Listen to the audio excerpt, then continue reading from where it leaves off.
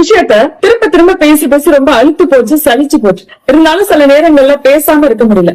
அந்த டாபிக் என்ன அப்படின்னு கேட்டீங்கன்னா, விஜய் அரசியலுக்கு வராரு. அவர் அரசியலுக்கு வர்றதுக்கு முன்னாடி சில பேர்கிட்ட ஆலோசனை கேட்கிறாரு. அரசியல்னா என்னங்க அப்படின்னு கேட்கிறாரு. இவர் ஆலோசனை கேட்டவங்க இவர மாதிரியே ரொம்ப சிறந்த அறிவாளிகள். அதனால அவங்க என்ன சொல்லி கொடுக்குறாங்கன்னா, ஒண்ணும் இல்லங்க, எந்த கட்சி நீங்க டார்கெட் பண்றீங்களோ அந்த கட்சியவே தொடர்ந்து திட்டிக்கிட்டே இருங்க கடைசி வரைக்கும். என்ன ஆனாலும் அந்த கட்சி தான் காரணம்னு சொல்லுங்க. ஆளுங்கட்சி திமுகவை திட்டுனீங்கன்னா அது கரெக்டா இருக்கும், மக்கள்கிட்ட அது வந்து ரீச் ஆகும். என்ன ஆனாலும் திமுக அப்படிங்கறத மட்டும் சொல்லிக்கிட்டே இருங்க, சலிக்காம சொல்லிக்கிட்டே இருங்க, அதான் அரசியல் அப்படின்னு சொல்லி கொடுத்திருக்காங்க. அதை நல்லா மைண்ட்ல ஏத்திக்கிட்டாரு. இவர் கட்சி ஆரம்பிச்சதுல இருந்து இப்ப வரைக்கும், இப்ப நெல்லையில பேசினது வரைக்கும் திமுகவை மட்டுமே டார்கெட் பண்றது, திமுகவை மட்டுமே குறை சொல்வது, எல்லாத்துக்கும் திமுக திமுக திமுகன்னு இவரோட பேச்சை கேட்டு கேட்டு ஒரு கட்டத்துல சே அப்படின்னு சலிச்சு போச்சு.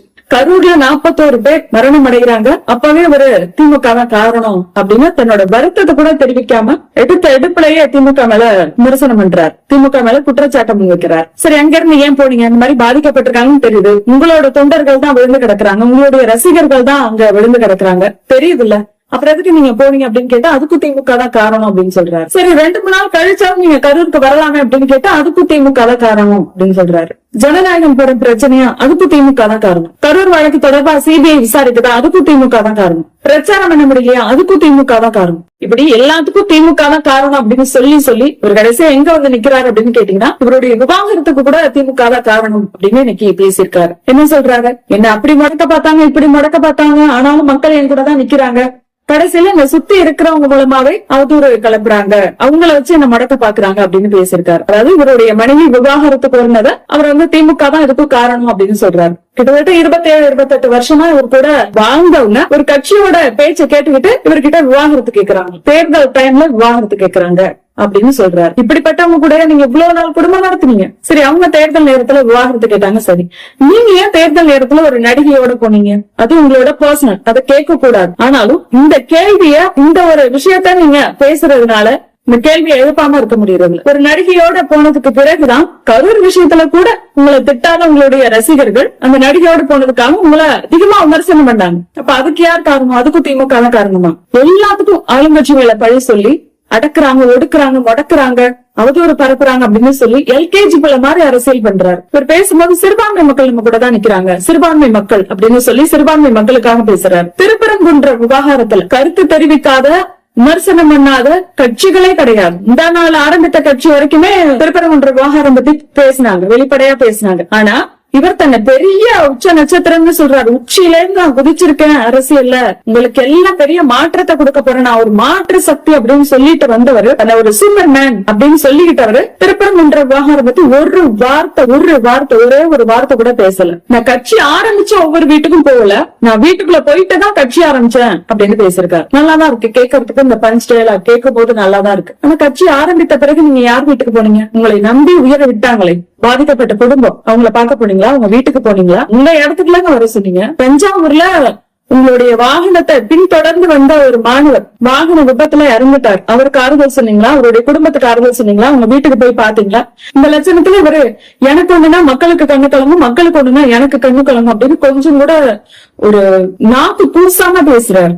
கண்ணு கலங்கும், இப்படிப்பட்டவரை நம்பி இவ்வளவு கூட்டம் கூடுதே, இந்த கூட்டத்துல இவ்வளவு பேர் செத்துருக்காங்களே, இவருக்கு அரசியலே தெரிய மாட்டேங்குதே, ஆனாலும் இவர் ஒரு மாற்றத்தை கொடுப்பார் அப்படின்னு நம்பி இவர் பக்கம் ஒரு கூட்டம் போகுதே, மக்கள் திரும்ப மாட்டேங்கிறாங்களே அப்படின்னு எங்களுக்கு கண்ணு கலங்குது. கரூர் விஷயத்துல பழி போட்டாங்க, அதுல பழி போட்டாங்க, இதுல பழி போட்டாங்க, ஆனாலும் மக்கள் என்னோட நிக்கிறாங்க, மக்களை என்னை பிரிக்க முடியாது அப்படின்னு சொல்றாரு. மக்களோட நின்னாதானங்க உங்களை பிரிக்கிறதுக்கு, நீங்க எங்க மக்கள்கிட்ட முதல்ல போறீங்க? ஜெயிச்சுட்டா நான் ஒவ்வொரு வீட்டுக்கு வர்றேன், ஒவ்வொரு கிராமத்துக்கு வர்றேன் அப்படின்னு சொல்றீங்க.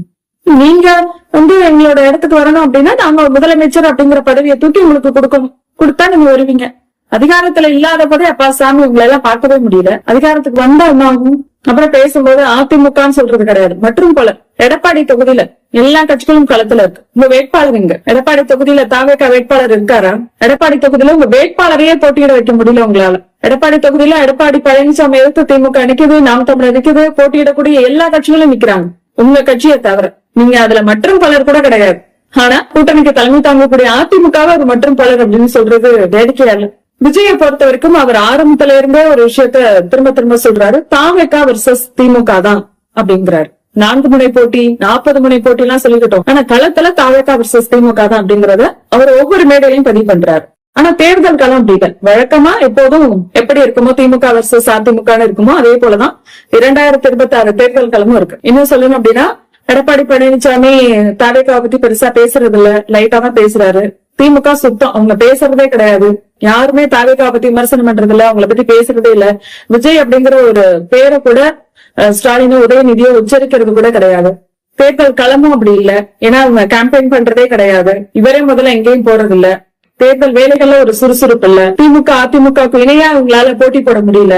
அதனாலதான் திமுக நம்ம திட்டிகிட்டே இருந்தோம் அப்படின்னா திமுக வர்சஸ் தாவேகா அப்படிங்கறத நம்ம மக்கள் மனசுல பதிய வச்சிடலாம் அப்படிங்கிற ஒரு திட்டத்துலதான் அவர் இருக்கிறாரு. இவருடைய நிர்வாகிகளும் இருக்காங்க. ஆதவ அர்ஜுனால இருந்து எல்லாருமே இப்படி ஆக்ரோஷமா கத்துவதற்கு காரணம் களத்துல தாவேகா வர்சஸ் திமுக அப்படிங்கறது இடப்படாம போயிடுச்சு. வழக்கமா திமுக வர்சஸ் அதிமுக எப்படி இருக்குமோ தேர்தல்களும் அப்படியேதான் இந்த தேர்தலும் இருக்கு அப்படிங்கிற ஒரு அதிருப்தி தாவேகா நிர்வாகிகளுக்கு இருக்கு. அதனால இப்படி நம்ம ஆக்ரோஷமா பேசணும் அப்படின்னா ஓரளவாவது நம்மளால ஈடு கொடுக்க முடியுமா அப்படின்னு நினைச்சுதான் இது மாதிரியான பொதுக்கூட்டங்கள்ல ஆவேசமா பேசுறது, கத்துறது, அவதூறுகளை பரப்புறது, இது போன்ற விஷயங்களை தொடர்ந்து விஜயோட நிர்வாகிகளும் விஜய் கட்சியோட நிர்வாகிகளும் தொடர்ந்து பண்ணிக்கிட்டே இருக்காங்க. ஏன்னா இவங்க உழைக்கிறதுக்கு ரெடியா இல்ல. கேட்டா எங்களுக்கு அனுமதி கொடுக்கல அப்படின்னு சொல்றாங்க. 1 மணி நேரம் தரோம் அப்படின்றாங்க. அந்த 1 மணி நேரத்துல எல்லாம் எங்களால பேச முடியாது, நாங்க பெரிய சொற்பொழிவாற்றுவோம் அப்படின்னு சொல்லி எங்களுக்கு வேண்டாம் அப்படின்னு சொல்லி இவங்களே வேண்டாம் அப்படின்னு சொல்லிட்டு, ஆனா வெளியில எப்படி செட் பண்றாங்க அப்படின்னு கேட்டீங்கன்னா அனுமதி கொடுக்க மாட்டேங்கிறாங்க, அதனால எங்களால போக முடியல அப்படின்னு இவங்களே ஒரு நெரேட்டிவ் செட் பண்றாங்க. இனிமே இவரை பொறுத்த வரைக்கும் கட்சி கட்டமைப்பை சரி பண்ணல, வேட்பாளர்கள் தேர்வுல 1008 குளறுபடி இருக்கு. இன்னும் சொல்லணும் அப்படின்னா தாவேகா நிர்வாகிகளுக்கே தங்களோட தொகுதி வேட்பாளர்கள் யாரு அப்படின்னு சரியா தெரியாம இருக்கு அப்படிங்கிற செய்திகள்லாம் கூட வர ஆரம்பிக்குது. ஒரு தொகுதியில ஒரு வேட்பாளர் காலங்காத்தாலேயே போய் பிரச்சாரம் பண்றாரு. நீங்க யார் எங்களோட துண்டு போட்டு பிரச்சாரம் பண்றீங்க அப்படின்னு கேட்கும் போது நான் தான் உங்க தொகுதி வேட்பாளர் அப்படின்னு அவர் சொன்னதாகவும் அதற்கு பிறகுதான் தாவேகா நிர்வாகிகள் அவர் பின்னாடி போனாங்க அப்படிங்கிற செய்திகளும் வர ஆரம்பிச்சது. அதே போல ஒரு தொகுதியில வேட்பாளர் நிக்கிறாரு அப்படின்னா அவரோட கான்டாக்ட் நம்பர் கூட கிடையாது. அவர் எப்படி கான்டாக்ட் பண்றதுன்னு கூட நிர்வாகிகளுக்கு பல பேருக்கு தெரியல. ஏன்னா இவங்க நேத்து கட்சியில ஜாயின் பண்ணவங்க, அதிமுகல இருந்து வந்தவங்க, திமுகல இருந்து வந்தவங்க, இவங்களுக்கெல்லாம் சீட்டு கொடுத்து வச்சிருக்கிறதுனால யார் என்னங்கிறதே தெரிய மாட்டேங்குது. தேர்தல் வேலைகள் பாக்குறதுல சிக்கல், இப்படி பல குளறுபடிகள் இருக்கிறதாவும் நிர்வாகிகள் புலம்புறதாவும் தொடர்ந்து செய்திகள் வர்றதை நம்மளால பார்க்க முடியுது. தாவேகாவுக்கு இத்தனை சதவீத வாக்கு வங்கி இருக்கு, அத்தனை சதவீத வாக்கு வங்கி வரும் அப்படின்னு சொல்றாங்களே கருத்து கணிப்புல, 20 வரும், 18 வரும், இல்ல 10 வரும் அப்படின்னு. தாவேகா எவ்வளவு வாக்கு வங்கி வாங்குங்கிறது நம்ம யாருக்கும் தெரியாது. 10க்கு கீழே கூட வாங்கலாம், 10க்கும் அதிகமா கூட வாங்கலாம். ஆனா தாவேகா எவ்வளவு வாக்கு வங்கி வாங்குதோ அது தாவேகாவோட வாக்கு வங்கி அப்படின்னு மட்டும் நம்ம பார்க்க முடியாது, பார்க்க கூடாது. எவ்வளவு பேர் அரசியல் புரிதல் இல்லாம இருக்காங்க, எவ்வளவு பேர் சினிமா மோகத்துல இருக்காங்க அப்படிங்கறத இந்த வாக்கு வங்கி மூலமா நம்மளால தெரிஞ்சுக்க முடியும். எனவே ரிசல்ட்டுக்கு அப்புறம் அதை தாவேகா வாக்கு வங்கின்னு மட்டும் நம்ம பார்க்க கூடாது. அதான் அரசியல் புரிதலற்ற சினிமா மோகம் பிடித்த மக்களோட வாக்கு வங்கியா தான் பார்க்கணும். இனி வரக்கூடிய காலத்துல இவர் எப்படி பிரச்சாரம் பண்றாரு, அரைச்ச மாவையே அரைக்கிறாரா, துவைச்ச துணியை துவைக்கிறாரா அப்படிங்கறத நம்ம பார்க்கலாம்.